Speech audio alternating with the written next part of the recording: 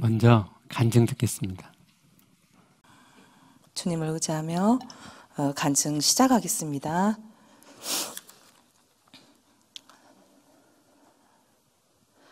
제가 이곳에 설 수 있는 것은 사람 예수의 피가 아닌 부활하신 예수 그리스도, 그분이 하나님 되시기 때문에 그분의 피는 하나님의 피, 죄사함의 피이시기 때문입니다. 왜 나는 말씀을 들어도 변하지 않나? 왜 나는 변하지 않을까? 라는 생각을 많이 했습니다. 영적인 경험도 많고 느낌도 너무너무 풍성히 일어나는데 삶의 변화는 없었습니다. 제가 주인 된 것입니다. 오직 나. 남들은 다 변한 것 같은데 나만 하고 있었습니다. 저는 지극한 완벽 성향, 지극한 흑과 백, 주도성은 왕디, 제 마음대로 하는 무대뽀입니다. 그래서 변할 수 없다고요? 변할 수 없어요? 성희자매? 성희자매님.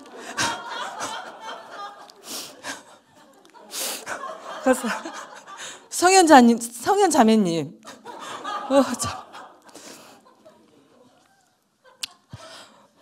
그런 제가 변하기 시작했습니다. 야생마, 청개구리, 무대뽀였는데 지금은 얼마 전부터 하나님 안에서 똘똘이가 되어버렸습니다. 또 목사님만 보면 눈물이 흘렀습니다. 왜 그럴까요? 왜 그럴까요? 목사님 안에 거하신 지금도 살아계시고 부활하신 예수 그리스도, 그분으로 인해 기쁨이 만나졌기 때문입니다. 슬픔의 바다의 눈물이 아닌 기쁨의 바다의 눈물. 제가 뭘 잘해서요? 아니요. 교회 프로그램에 1:1 양육 말씀 묵상이 있습니다. 그 말씀 묵상이 지식이 아닌 하나님의 말씀으로 들리기 시작한 것입니다. 얼마 전 이런 일이 있었습니다. 광선 형제가 누나가 준 20kg 쌀을 저에게 들으라고 하니 제가 그럼 남자랑 결혼하지 내가 남자냐고 라고 말해버렸습니다. 남편이라면 아내를 책임져 줘야지, 아내를 보호해 줘야지 라는 사연의 생각에서 무거운 걸 들 수 있는 남자와 결혼하지라는 뜻으로 제 마음이 굽어 있어서 나온 말입니다. 주님께 붙어 있었던 마음이 순간 포도나무의 가지가 떨어져 나간 상황, 마음에 지옥을 푼 상태. 그때 주님께서 마음을 주십니다. 미안하다고 말하라고. 주님께 순종하는 마음으로 여보 미안해요 라고 말했더니 광선 형제가 내가 개이냐고 마음이 상해서 답변을 하더군요. 이렇게 얼마 전부터 주님과 일상에서 자주 함께함이 되어지고 있는 중입니다. 저에게는 사연의 이야기가 참 많습니다. 저는 어려서부터 매주 에라 호박, 에라 바가, 똥멍청이, 공부도 못한다는 소리를 많이 들었습니다. 아무것도 할 수 없는 사람인 것입니다. 그래서 저의 존재감은 없었습니다. 학교 다닐 때 혼 안 나려고 컨닝도 하고 너무 떨려서 컨닝을 못할 때는 빵점도 맞았습니다. 저에게 컨닝을 시켜주고 선생님한테 들켜서 저 때문에 뺨을 맞은 친구가 있었는데요. 그때 하지 못한 사과를 이 자리를 빌어서 하고 싶습니다. 친구야, 미안해. 열등감이 지극히 심한 저는 관계 속에 들어가고 사람들에게 전화하고 문자하고 목사님께 가까이 가서 대화하는 일 등 이 모든 일은 저와는 거리가 먼 당신입니다. 오히려 단절하고 혼자 있는 게 너무 익숙하고 편합니다. 어릴 적엔 엄마 아빠의 전쟁 속에서 이 집 저 집 돌아다니며 도망자의 삶을 살았습니다. 아빠의 무능력함, 폭력, 자식에게 등한시하심으로 인해 제가 엄마 옆에서 기둥이 되기로 작정하게 되었습니다.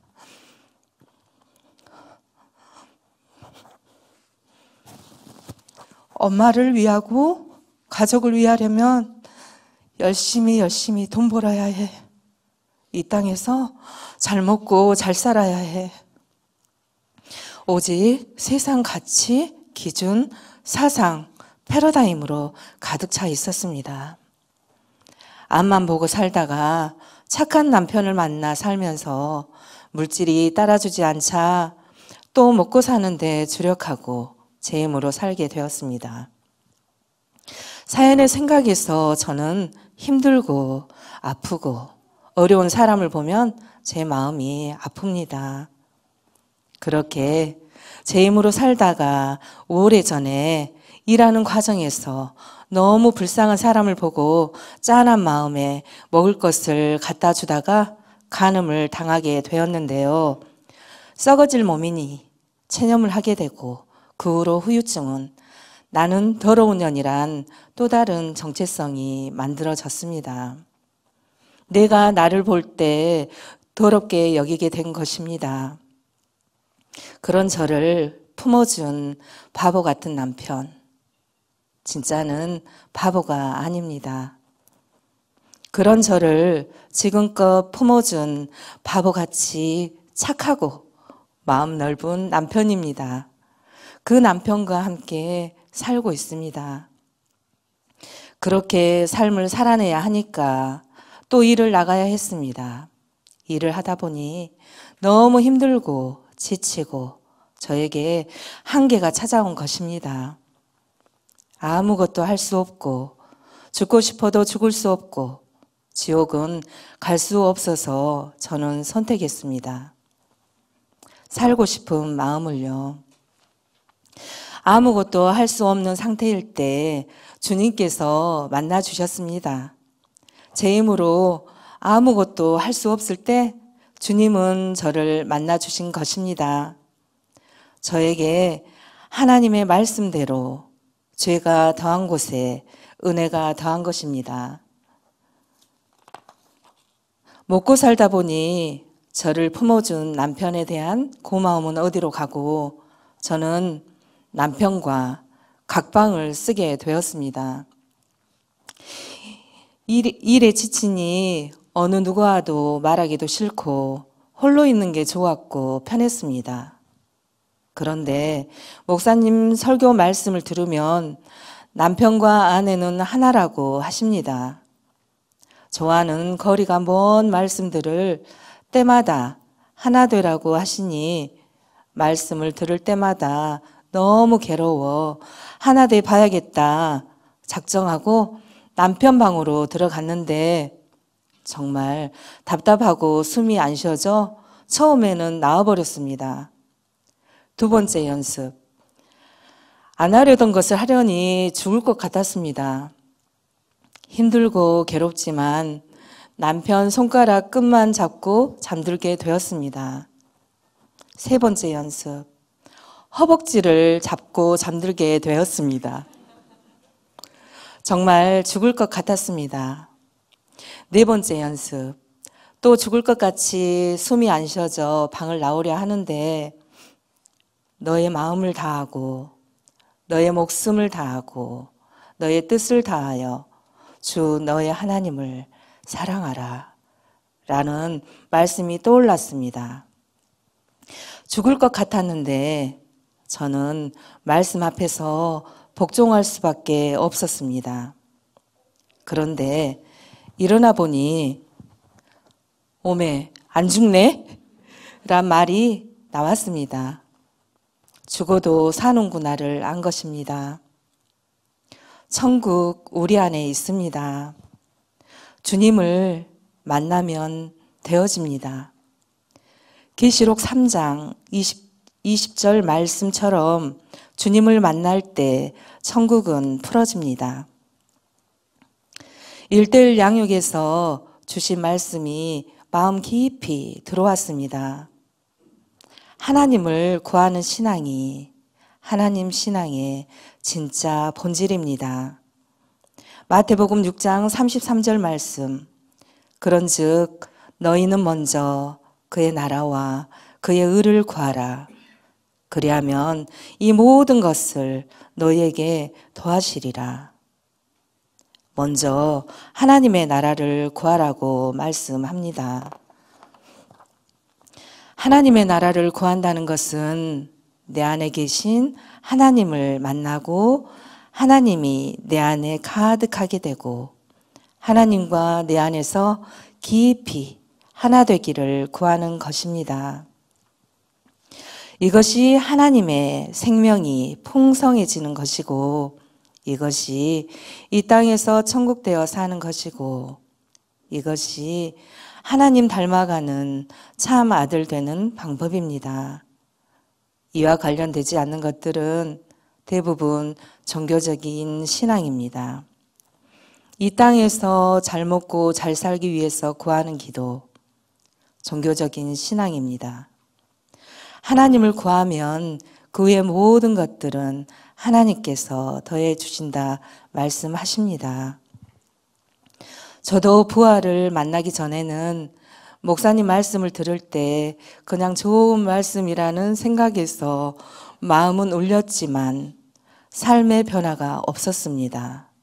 그런데 부활하신 예수 그리스도를 만남으로 목사님께서 선포하신 말씀이 하나님 말씀이구나 라고 알아진 것입니다. 목사님께서 단에서 선포하시는 말씀들이 하나님 말씀 그대로 들리고 그대로 되어지길 원하는 마음이 있었는데요. 저에게도 그런 날이 온 것입니다. 영의 삶, 성령으로 사는 삶, 말씀이 영에서 실제되어지는 삶, 진짜 실제가 있습니다. 사실입니다. 라고 말하고 싶습니다. 하나님께서 하시면 됩니다. 하나님께서 목사님을 통해 주시는 하나님의 말씀 그대로 가져와 포기하지 않으시면 되어집니다. 우리의 0.1%의 바늘구멍만한 하나님을 향한 진정성으로 믿음의 꼼지락을 믿는 마음 더하고 세우면 되어지게 하십니다. 주님께 시선을 맞추고 주님만 바라볼 때 주님으로 되어집니다. 하나님은 우리에게 완벽한 자유를 주셨습니다. 마음껏 할 수 있는 자유, 하나님을 거부할 수 있는 자유도 주셨습니다. 하나님은 우리의 선택을 기다리고 존중하십니다. 늦지 않으셨으면 좋겠습니다. 주님과 사랑의 관계를 맺어가시면 좋겠습니다. 끝까지 견디는 자는 구원을 얻으리라. 하나님 말씀 그대로 우리 함께 붙잡고 가시면 좋겠습니다. 라고 말하고 싶습니다. 주님께 영광. 지난주 제가 말씀 전하다가 이렇게 열이 나가지고 비속어가 좀 나왔죠. 근데 이제 잘하면서 비속어를 많이 들으신 분들은 그 사연이 이렇게 건드려졌을 수 있을 것 같아요. 그래서 그런 분들께 죄송하고요. 앞으로는 좀 열이 나도 저는 그 열난 것이 감지가 되거든요. 제가 말씀드리잖아요. 열이 난다고. 예, 막 욕하고 싶다고 막 제가 욕이 나오려고 그런다. 근데 이제 그걸 제가 따라가곤 했는데 이제는 안 따라가는 연습을 제가 해볼게요. 그리고 이제 다락방 교회 목사들의 타락상을 방영한 영상을 이렇게 보셨는데 직간접적으로 사연이 있으신 분들은 굉장히 역겹고 힘들었을 수 있을 것 같아요. 그래서 그런 분들께 죄송하고요. 제가 이제 그 영상을 보여드린 그 이유는 그들이 그런 데까지 치달아갔던 그 이유가 하나님의 복음의 말씀, 제사의 말씀을 진짜 믿었기 때문이다. 여러분, 그러면 그 사람들이 그 제사의 말씀을 정말 100% 믿었는데, 그래서 그 자유가 흘러넘쳐서 방종으로까지 갔는데, 그 사람들이 제사의 말씀을 100% 믿은 것이 잘못된 것이냐, 그렇게 혹시 생각할까봐, 그 결과가 나쁘니까 이것도 나쁠 거 아니야? 그런 생각을 하실 것 같아서 오늘 제가 긴급 제사의 말씀을 편성을 했어요. 원래는 계획이 없는 건데, 그들이 잘못한 건 제사의 말씀을 100% 믿어서 잘못한 게 아니고, 또 다른 말씀, 두렵고 떨림으로 항상 두렵고 떨림 너희 구원을 이루어가라는 이 말씀을 버렸기 때문에, 행함이 없는 믿음은 죽은 믿음이라는 말씀을 버렸기 때문에 그들이 방종으로 간 거지, 그 말씀을 100% 믿은 것이 잘못이 아니죠.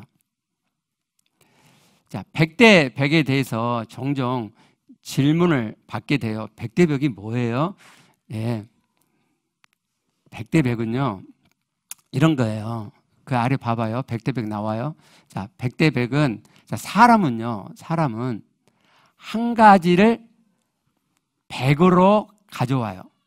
한 가지만을 100으로 가져오는 거예요. 그러니까 상반되는 두 가지를 100으로 못 가져온단 말이에요. 그러면 상반된 것이 있다. 근데 이 두 개를 다 가져와야 된다. 그럼 어떻게 해요? 우리는 하나의 100만 있으니까 이것 50, 이것 50. 그래가지고 100을 만드는 거예요. 이게 사람이에요. 사람의 이성은 그렇게밖에 못해요. 근데 하나님은 상반된 두 개를 말씀하시잖아요. 자, 예를 들어봐요. 하나님은 사랑 100, 공의 100을 말씀하세요. 사랑 100이라는 것은 하나님의 사랑을 말씀하는 그 본문을 보면 공의는 하나도 없는 것처럼, 사랑만 있으신 것처럼 말씀하세요. 그럼 우리가 이 말씀을 그대로 가져오면, 아, 하나님은 사랑이시구나 라고 100을 가져오게 되죠. 그죠? 근데 또 다른 말씀을 보면 하나님은 공의의 하나님이세요. 그때는 사랑이 하나도 없는 것처럼 공의 100만을 말씀하세요. 그죠? 그러면 우리가 이 말씀을 그대로 가져오면 하나님은 공의로우신 분을 100으로 가져오게 되죠. 하나님 사랑이시다 100, 공의 100. 근데 우리 이성은 이 100대 100이 없단 말이죠. 이것도 100 가지고 이것도 100 가지고 이런 게 없어요. 그래서 이거 50 자르고 이거 50 자르고 그래서 두 개 합쳐갖고 100을 만든단 말이에요. 아니면 하나를 버리고 하나만 100으로 가져오죠. 그래서 하나님 말씀을 그대로 못 가져오는 거예요. 100대 100이라는 것은 이것도 100, 이것도 100 그대로 가져오는 거죠. 하나님 사랑 100, 공의 100을 내가 가져오는 거예요. 내 이성이 이해하든 못하든 간에 하나님이 그렇게 말씀하시니까 그 두 개를 그대로 100으로 가져온 거예요. 그러면 처음에는 이성이 충돌해서 이게 막 혼란스러워. 이게 뭐야? 그래요. 근데 내가 그 100을 둘 다 가져오면요, 내 마음에서, 내 영에서 그게 조화가 돼요. 50으로 조화되는 게 아니고 100대 100으로 조화돼요. 구원의 말씀이 그런단 말이에요. 행함 없이 믿음으로 이미 구원 얻었다. 100으로 말씀하죠. 그런데 또 다른 말씀에는 행함이 없는 믿음은 죽은 믿음이다. 항상 두렵고 떨림으로 너희 구원을 이루어 가라 라고 말씀한단 말이에요. 이 두 말씀을 100으로 가져오는 거예요. 사실 이 두 말씀은 별개의 상충되는 말씀이 아니고 이어지는 하나의 말씀이라고 말씀드렸죠. 지금 이해가 되세요? 이 두 말씀이 언뜻 보기에는 서로 상충되는 별개의 두 말씀인 것 같은데, 아, 이렇게 이어지는구나 하고 이해가 되세요? 이런 거잖아요. 자, 우리가 처음에 구원을 받을 때는 행함이 하나도 없이 믿음으로만 구원을 받아요. 라고 믿음을 구원받았어요. 그러면 이미 나는 구원받은 자죠. 이미 구원을 받은 상태에 나는 있어요. 근데 내가 믿었던 이 믿음 안에는 신실함이 들어있단 말이에요. 그러니까 이 믿음이 진짜인 사람은 이 믿음으로 구원을 주신 하나님 그 은혜가 감사해서 하나님이 내게 하신 말씀을 내가 받고 그 말씀대로 살아가고자 하는 마음이 일어나게 되죠. 그래서 구원을 이루어가게 되는 거예요. 그래서 행함 있는 믿음이 되어가는 거예요. 이렇게 이어진다. 이렇게 이어지지 않은 것은 진짜 믿음이 아닌 거죠. 근데 사람들이 이게 이해가 안 돼요. 아직도 이 두 말씀이 이렇게 하나로 이어지는 말씀이라는 이해가 없어요. 자, 이해가 없을 때 어떻게 해야 돼요? 그냥 가져오는 거죠. 100대 100으로. 그런데 그동안 교회가 50대 50으로 가져오든지 안 그러면 하나를 버리고 하나를 100으로 가져온다 그랬죠. 그러니까 자기에게 이로운 믿음으로 행함 없이 믿음으로만 이미 구원 얻었다만 가져온 거예요. 이미 구원 얻어버렸으니까 뭐 내가 행하지 않는 하나님 말씀을 지키지 않아도 나는 영원한 구원을 얻어. 그리고 여기를 건너 뛰어버렸죠. 그래서 방종으로 넘어가는 거예요. 지난주 설교는 그러면 그 사람들만 나쁘고 그런 큰 죄를 짓지 않는 나는 문제가 없냐? 아니라고요. 하나님 앞에서는 똑같이 55, 100% 도토리 키재기예요. 그러면 나는 왜 이런 죄를 방임하고 사느냐? 그 사람들과 똑같죠. 예수의 피로 내 죄가 다 용서받았다라는 것만 잡고 있으니까 내 삶에 죄가 나와도 서로 불화를 일으켜도 성질내고 그래도 누구 마음을 아프게 해도 교회를 나눠도 별로 문제의식이 없는 거죠. 지난주에 그걸 말씀드리려고 하는 거예요. 우리도 매일반이다. 예수 그리스도의 피로 내 죄가 다 사함받았다는 이 말씀만 찾게 되면 하나님 닮아가는 구원을 이루지 못하게 된다. 그걸 말씀하고 싶었어요.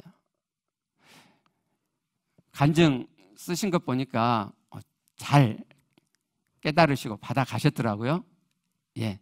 그런데 혹시 제가 오늘 초반부에 말씀드린 것처럼 죄사함의 말씀 그러면 조금 그런가? 그 100으로 가져오는 것이 잘못인가? 그렇게 조금 생각이 좀 달라지실까 봐 제사의 말씀 오늘 간단하게 다시 요약해서 말씀드릴게요. 자, 하나님의 구원 경륜을 우리가 생각할 때 맨 처음에 봐야 될 성경 구절이 에베소 1장 4절 말씀이에요. 곧 창세전에 그리스도 안에서 우리를 택하사 우리로 사랑 안에서 그 앞에 거룩하고 흠이 없게 하시려고. 자, 이 말씀은 하나님께서 창세 전에 사람이 거룩하지 않고 흠이 있게 될 것을, 즉 죄에 지을 것을 미리 아셨다는 것을 전제하는 말씀이죠.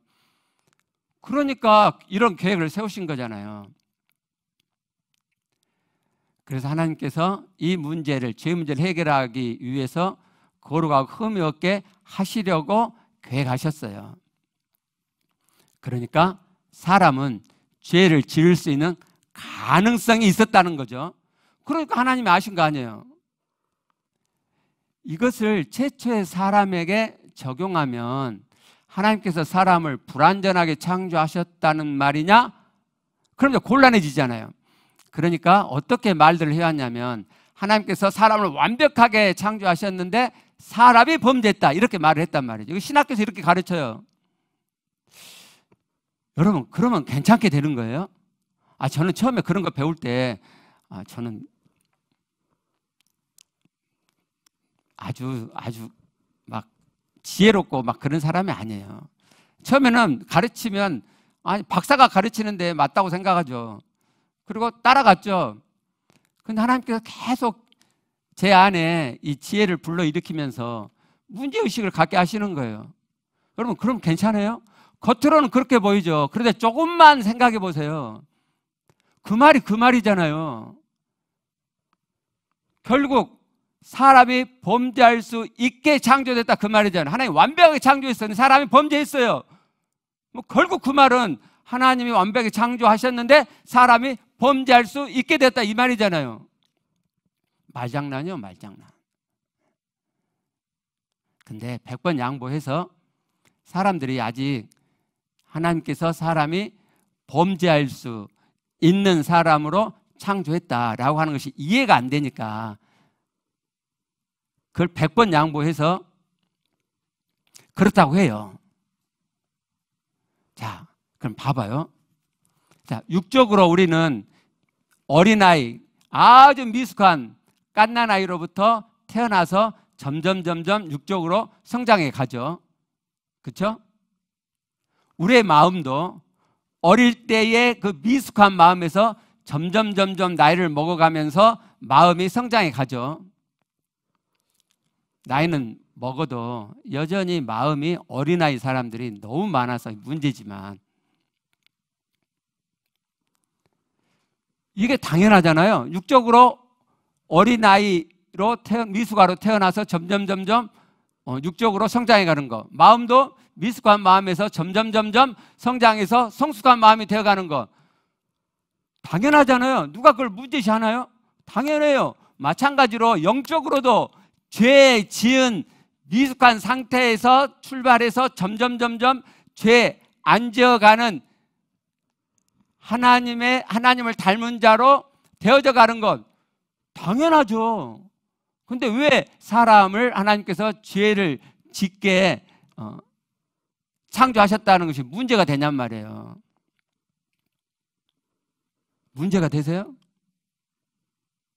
저는 하나도 문제가 안 돼요, 이제. 아, 하나님의 지혜구나. 몇 주 뒤에 제가 왜 하나님이 그렇게 하셨는지, 물론 1:1 양육 하시는 분 다 아시겠지만 제가 말씀드릴게요. 하나님은 그렇게 하셔야 돼요. 자, 근데 하여튼 사람들이 이걸 못하니까, 자, 오늘 이 시간은 하나님께서 사람을 완벽하게 창조하셨는데 사람이 범죄했다. 그걸 놓고 그 안에서 한번 생각을 해보시게요. 자, 그래서 에베소 1장 4절 보니까 하나님께서는 창세 전에 범죄한 사람들을 거룩하고 흠이 없게 하시고자 하셨어요.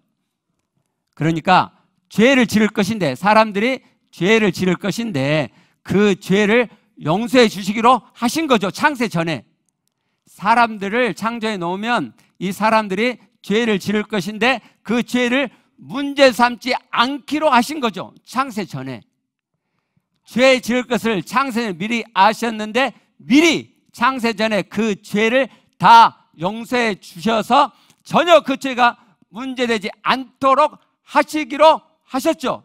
그죠? 이것이 하나님의 구원의 경륜, 제3의 복음 말씀 100이에요. 100. 아, 하나님께서는 사람이 죄 지을 것을 미리 아셨고 그 죄가 아무 문제 없게 그렇게 하도록 하셨구나. 그러니까 우리의 죄가 아무 문제가 안 된단 말이에요. 여러분이 죄에 대한 하나님의 생각, 구원의 경륜을 말씀 통해서 딱 파가면, 아, 죄 아무 문제가 없네, 하나님께서 아무 문제가 안 되게 해놓으셨네 하는 것을 깨닫게 돼요. 오늘 여러분이 그렇게 되시길 바라요. 에베소 1장 4절에서 거룩과 흠이 없게라는 저 표현은요, 거룩하다는 표현은 세상과 구별된다는 의미거든요. 그 말은 세상과 다르게 하나님께 속해 있다, 하나님적이다 라는 의미예요. 그러니까 죄를 짓는 것은 세상적이 되는 거죠. 근데 하나님께서 그 세상적이 된, 죄를 지어서 세상적이 된 하나님과 달리 세상이 되는 그 자를 하나님께 속하고 하나님적인 자가 되게 하셨다, 이런 말이죠. 그 의미를 다르게 표현하면 흠이 없게 한단 말이에요. 흠이 없단 말은, 자, 죄를 짓는 것은 흠이 있게 되는 거잖아요. 하나님이 흠이 없게 하신대요. 그 말은 무슨 말이에요? 죄를 지었는데 죄를 없게 해준단 말이죠. 흠이 없단 말은 온전케 된단 말이잖아요. 죄가 있는 것은 흠이 있는 거예요. 하나님께서 흠이 없게 해주신대요. 죄를 없게 해주신대요. 그럼 어떻게 되는 거예요? 온전케 되는 거예요. 온전케. 흠이 없게 된다는 말은 온전케 해주신단 말이에요. 온전케. 그 온전케 해주신다는 의미가 신약성경에 자주 등장하는 의롭게 된단 말이에요. 의롭게. 하나님께 우리를 흠이 없게, 죄를 지었는데 죄가 없는 자로, 의로운 자로 만들어 주시겠다고 창세 전에 그렇게 계획하셨다고요. 자, 그럼 하나님께서 그 다음은 어떻게 하실까요? 창세 전에 나 이렇게 할 거야 라고 그렇게 계획하셨어요. 그러면 그 계획하신 건 하나님이 실행해 가시겠죠. 자, 구약 성경을 먼저 봐요. 하나님이 어떻게 해 가시는지. 실행하기 이전에 하나님께서 미리 예언적으로 이 계획을 말씀하세요.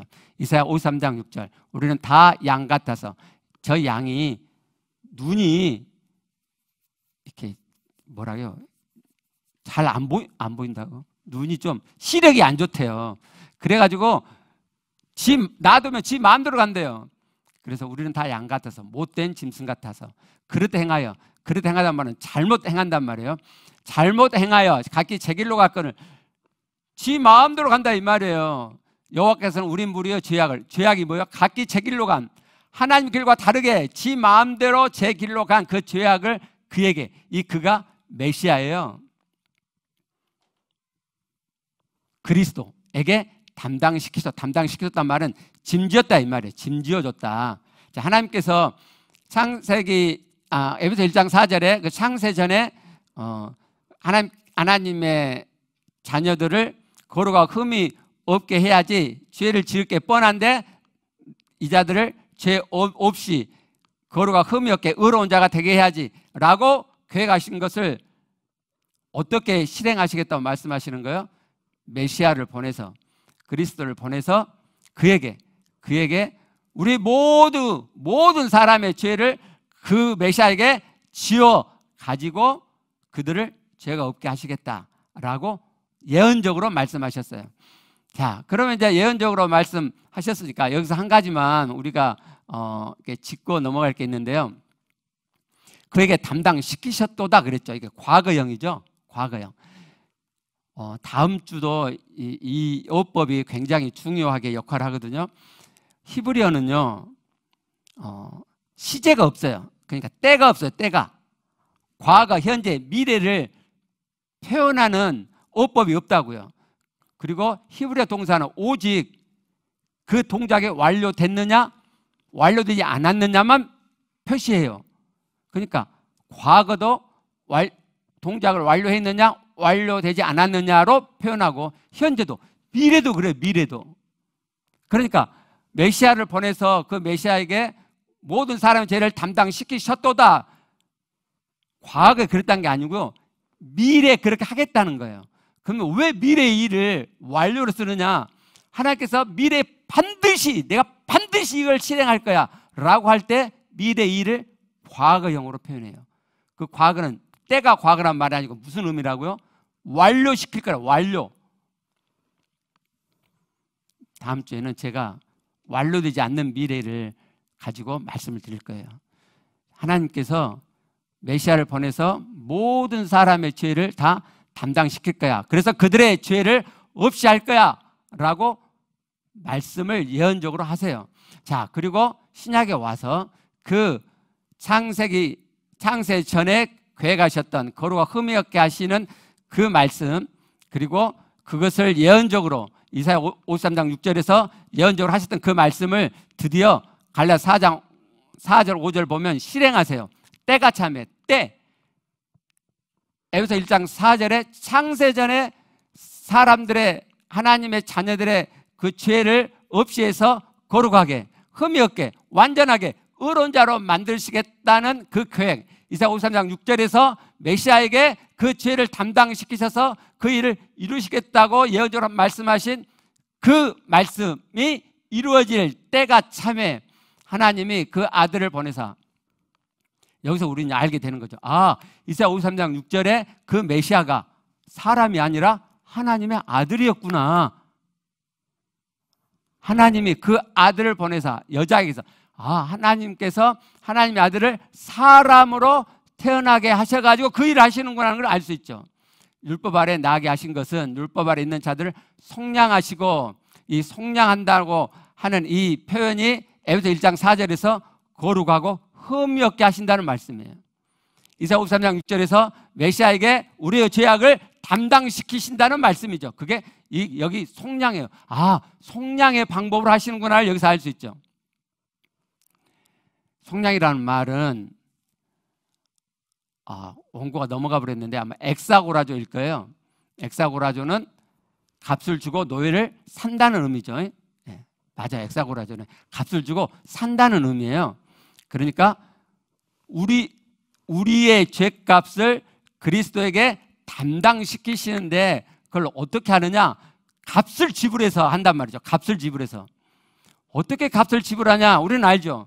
그리스도께서 십자가에 피 흘려 죽어주심으로, 그가 우리의 죄에 대한 값을 당신이 직접 치르심으로 우리의 죄를 그가 짊어지심이 되고, 그래서 우리는 죄 없이 함이 돼서 거룩하고 흠이 없는 온전한, 죄 지었는데 죄가 없어지는 의로운 자가 되게 하셨다 이 말이에요. 그 일을 하나님의 아들이 이 땅에 사람 예수로 오셔서 실행을 하신 거예요. 실행을. 그 목적은요, 아들의 명분을 얻게 하려 하심이라. 저기 아들의 명분이라는 단어는요, 번역이 잘못된 거예요. 저렇게 번역하면 안 돼요. 직에 가면 양자, 저 헬라어는 양자 삼음이라고 하는 명사거든요. 양자 삼음을 얻게 하려 하는 거예요. 그럼 우리는 양자 삼음이라 그러면 그러니까 뭐 우리 이조 시대처럼 서자, 홍길동이처럼 서자로 태어나갖고 아들 취급도 못 받고 그렇게 생각하는데 그게 아니고요. 이 당시 로마 시대는요, 양자가 아들이었어요. 여러분,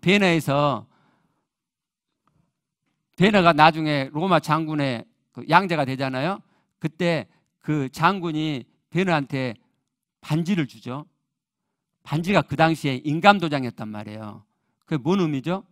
그 사람의 재산을 다 넘겨주는 거예요. 유산을 상속시켜 준 거라니까요. 그 당시에는 양자가 굉장히 많았고요. 그래서 그 양자가 우리 이조 시대 서자 같은 취급을 받는 게 아니고 진짜 아들이 되는 거예요. 진짜 아들이. 하나님께서 우리를 친자 삼을 수 없잖아요. 친자가 계시잖아요. 독생자가 계시잖아요.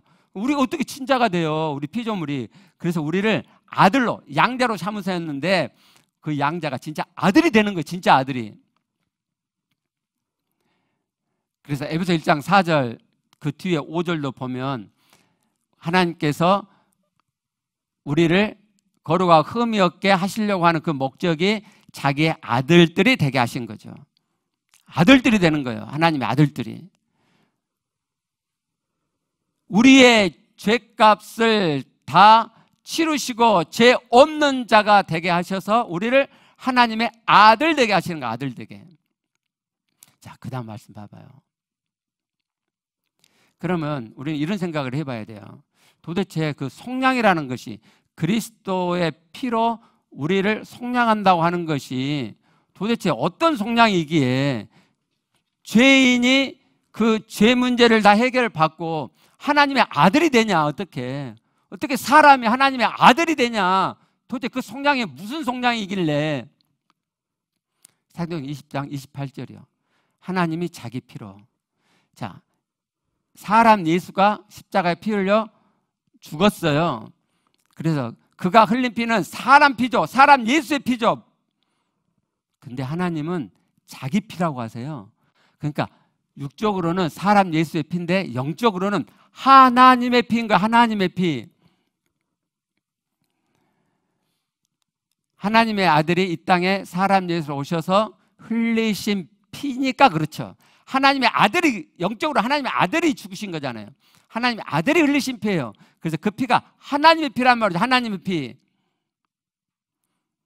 그러니까 잘못 행하여 각기 제 길로 간 우리의 모든 죄악을 그가 다 짊어지고 용서할 수가 있는 거예요.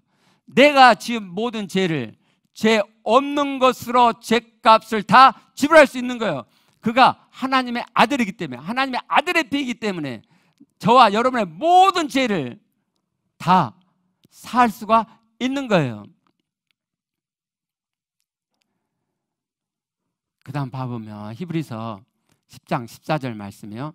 그가 거룩하게 된 자들을 한 번의 제사로 영원히 온전케 하셨느니라. 자, 그리스도의 피로 우리가 거룩하게 돼요. 그러면 그 거룩하게 된 자들을 한 번의 제사, 예수 그리스도 피로 십자가에서 예수 그리스도 피를 지불하셨잖아요. 한 번 죽으셨죠. 한 번 제물이 되셨죠. 근데 그 제사로 우리가 영원히 온전케 돼요. 영원히. 횟수는 한 번인데, 예수님의 피 흘리심은 횟수는 한 번인데 그 효과는 영원하다는 거죠. 영원. 여러분, 영원히 온전케 되는 거예요. 왜죠? 하나님의 피니까.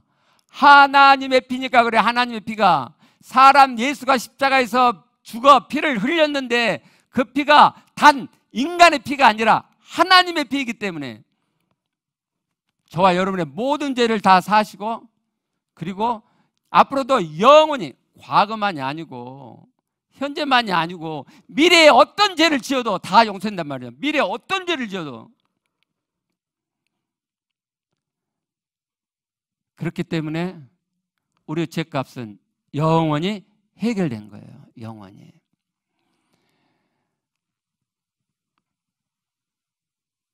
내 죄값이 영원히 해결됐기 때문에 나는 죄로부터 완전히 해방된 자죠. 완전히. 큰 죄, 작은 죄, 뭐 그런 거 아무 상관없어요. 그 어떤 죄도 하나님은 창세전에 우리가 죄를 미리 아셨고 그 죄가 아무 문제 없도록 계획하셨고 하나님의 아들을 이 땅에 사람 예수로 보내서 그 죄값을 십자가에서 피 흘려 지불하게 하셨어요. 지불되었어요. 그래서 요한복음 9장 30절에 이렇게 말씀하세요. 예수께서 심포도를 받으신 후 이렇게 말씀하세요. 운명하시기 전에 다 이루었다.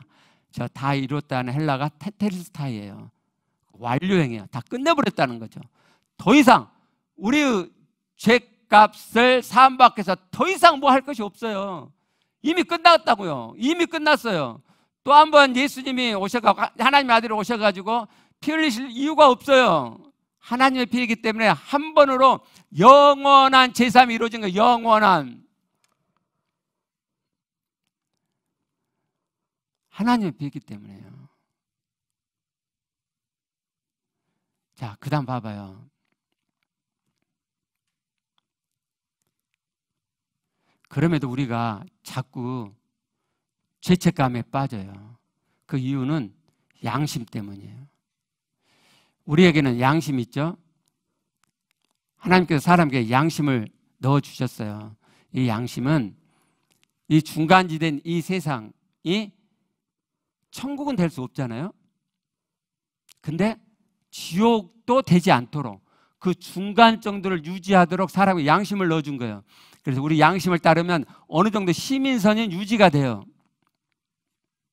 그러나 그 양심은 하나님 없이 살 때예요.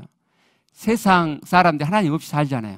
그러니까 저대로 놔두면 개판이 된단 말이죠. 지옥처럼 돼요. 그러니까 하나님이 그 사람 안에 양심을 넣어줘가지고 시민선을 유지하도록 양심적으로 살도록 그렇게 하신 거예요. 근데 내가 하나님을 만났어요. 하나님 내 안에 들어오셨어요. 그러면 이후로는 우리가 양심으로 사는 게 아니고 내 안에 오신 하나님과 그분의 말씀으로 사는 거죠. 우리의 양심은요 대부분 하나님 말씀과 일치가 돼요. 근데 딱 하나 부딪히는 게 있어요. 그게 죄책감이에요. 양심은 우리가 죄를 지으면 죄책감을 갖게 해요. 그래야 죄를 더 지을 거 아니에요. 덜 지을 거 아니에요. 근데 하나님은 우리의 모든 죄를 다 사하셨기 때문에 죄책감을 가질 필요가 없는 거예요. 근데 양심이 있기 때문에 우리가 죄를 지으면 또 죄책감이 일어난단 말이에요. 그럼 사람들은 그 죄책감을 따라야 된다고 생각을 해요. 그렇지 않아요. 우리가 하나님의 말씀을 따르지 않고 죄책감을 따르면 하나님의 말씀을 버리는 거예요. 믿음은 죄책감을 따르는 게 아니고 하나님의 말씀을 따르는 하나님의 말씀. 예수 그리스도 피로 내 모든 죄가 영원히 다 사해졌다. 과거, 현재, 미래 모든 죄가 어떤 큰 죄도 어떤 심각한 죄도 하나님은 아무 문제 없게 만들어 놓으신 거예요. 아무 문제 없게. 그게 믿음이에요. 그게 믿음. 그 다음 봐봐요. 그러면요, 더 가봐요. 네. 그러니까 이렇게 되는 거죠. 하나님이 창세 전에 사람들이 지어질 걸 아시고 그 죄가 아무 문제 없게, 거룩하게, 하나님적인 자가 되게, 흠이 없는, 죄를 지었는데 죄가 없는 자가 되게, 의로운 자가 되게 하도록 계획하셨어요.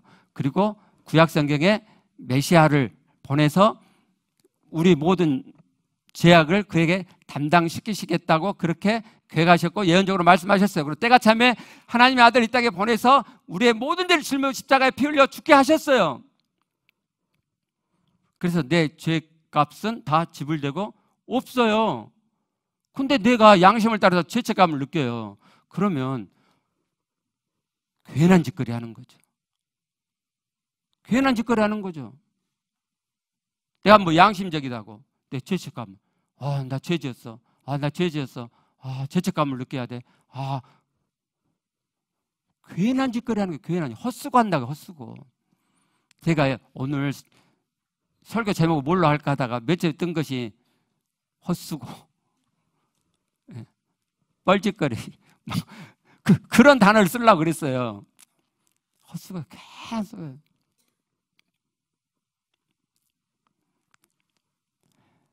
자, 아니야, 막 넘어가 보다, 야. 당구장 표지, 죄책감에 벗어나는 것이 잘 안 되는 사람이 있어요. 하나님 말씀보다도 양심을 더 따르는 사람 있고요. 또 어떤 사람은요, 내가 지은 죄인데 그 죄값을 내가 치러야 된다고 생각하는 사람이 있어요. 아주 의로운 사람이에요. 또 어떤 분은 나는 된통 하나님께 당했다. 내가 엄청 아팠고 또 사고도 엄청 당했고 뭐 그래갖고 하나님께서 내가 하나님께 지은 죄에 대해 하나님 나를 치셨다. 그러니까 내 죄값은 다 해결됐다라고 생각하는 분도 계세요. 근데 두 종류 다 착각하는 거예요. 우리 죄값은 사망이죠. 그 사망은 육적인 사망만이 아니고요, 영적인 사망, 지옥 가는 거예요. 여러분 죄값 해결해야 된다고 생각하시는 분들 있어요. 내가 지금까지 개척하고 목회하면서 네 분이가 세 분 만나봤어요. 네. 지옥 가시겠어요? 여러분 죄값은 지옥 가는 거라니까요. 지옥 가시겠어요? 하나님께 대행통 당한 것으로 내가 뭐라죠? 그렇게 하겠다. 그 정도 안 된다니까요. 지옥 가셔야 된다니까. 하나님께서 우리를 지옥 가지 않도록 그리스도 하나님의 아들을 보내셔서 우리의 모든 죄를 다 짊어지고 십자가에서 피 흘려 죽게 하셨어요. 내가 그걸 믿음으로만 가져오면 될 것이에요. 믿음으로만 가져오면. 그럼 나는 죄 없는 자가 된단 말이에요. 마지막으로 나는 지은 죄가 너무 크고 많아서 너무 반복적으로 죄를 끊지 않고 짓고 있기 때문에 나는 하나님께 제사함을 받을 수 없다라고 생각하는 사람이 있어요. 로마서 5장 20절 말씀을 봐요. 율법이 들어온 것은 범죄를 더하게 하려 함이라. 그러나 죄가 더한 곳에 은혜가 더욱 넘쳤나니. 죄를 많이 지으면, 심각하게 지으면, 내가 죄를 끊지 못하고 계속 반복해서 지으면 그런 자는 그리스도의 피로도 용서할 수 없다라는 것 하나님 안에 없어요. 오히려 우리가 그리스도의 피로 내 죄가 다 사함받다가 정말 내가 믿음으로 가져오면, 내가 죄를 지으면 지을수록, 더 큰 죄를 지으면 지을수록, 내가 내 죄를 멈추지 못하고 반복해서 계속 지으면 지을수록 은혜가 넘쳐요. 이런 죄도, 이런 악한 죄도 하나님이 그리스도의 피로 용서해 주시는구나. 그게 믿어지니까 은혜가 넘치는 거예요. 여러분이 지은 죄가 많기 때문에, 반복적으로 지은 죄 때문에 죄책감에 휩싸여 들어가는 것은 제사의 말씀을 믿지 않기 때문이지, 그리스도의 피가 그런 죄를 용서하지 못할 만큼밖에 안 되기 때문이 아니란 말이에요. 자, 이제 말씀을 정리해 보게요. 자, 죄에 대한 하나님의 생각은 아셨죠? 그죠? 우리가 죄 지을 걸 미리 아시고 그 죄가 아무 문제 없도록 하나님의 아들을 이 땅에 사람 예수로 보내셔서 우리의 모든 죄를 다 대신 짊어지시고 피 흘려 죽게 하셨어요. 그래서 우리를 죄 없는 자가 되게 하셨단 말이에요. 죄 없는 자가.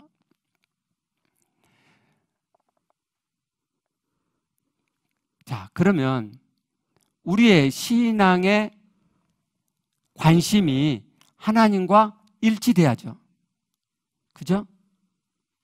우리의 신앙의 관심은요, 관건은 죄를 짓느냐, 죄를 안 짓나가 아니에요. 죄를 짓느냐, 죄를 안 짓느냐가 아니라니까요. 왜 그렇죠?